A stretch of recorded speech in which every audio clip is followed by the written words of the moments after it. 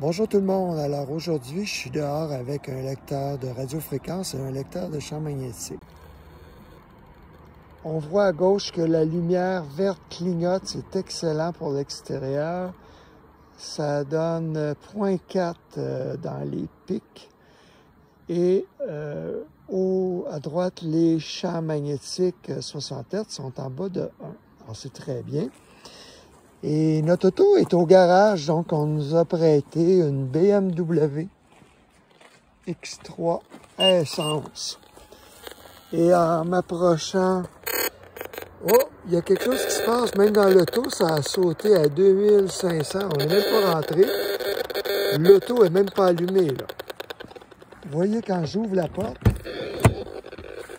oh ben là on se fait cuire, l'auto est éteinte. Le pic est jusqu'à 13 000.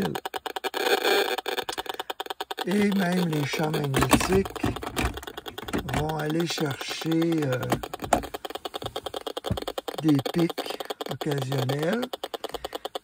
Maintenant, quand je ferme ma porte, donc là, je suis constamment à 3700. Donc, on voit que c'est pas juste les autos électriques qui ont du sans-fil, il y a du Bluetooth activé là-dedans, même quand l'auto est éteinte.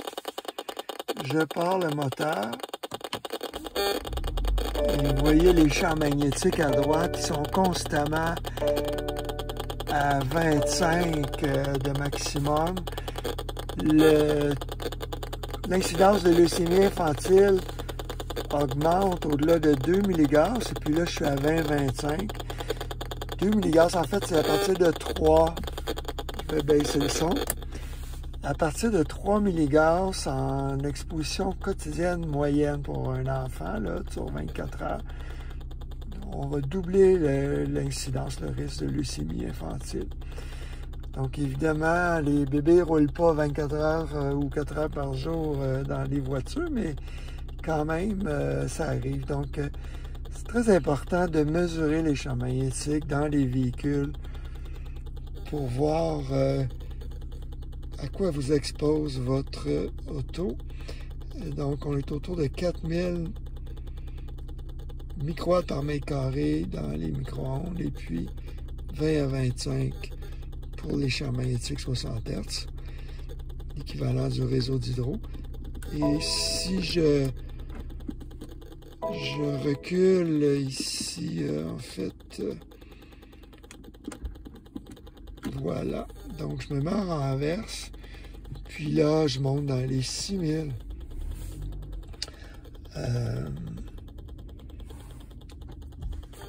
En fait, là, ça baisse à 2000, mais le pic de tantôt était de 13 000.